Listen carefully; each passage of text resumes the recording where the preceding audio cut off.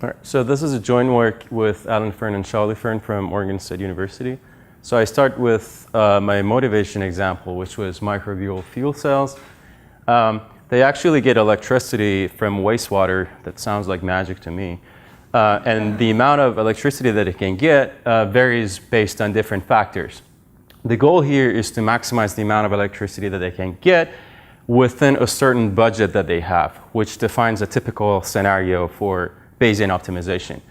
The very big difference between the traditional Bayesian optimization and this case is you cannot just run your experiments on demand, and for each specific experiment, you need a bunch of prep activities that needs to be done before you being able to actually run an experiment.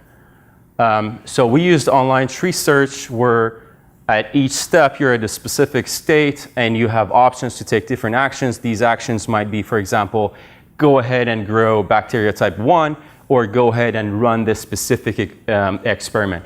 And then after taking each action, you'll end up in a different state, and you go on this way, grow your tree search up until some point, and then you evaluate actions value, and then based on that value, you choose the best actions, and life goes on.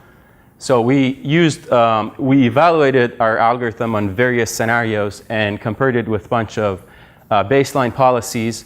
So this, for example, is multi-resource comparison where each experiment requires or consumes multiple resources, and some of those resources can be shared across all types of experiments. On the x-axis, you have number of days. On the y-axis, you have average regret, which is averaged over 50 different initializations.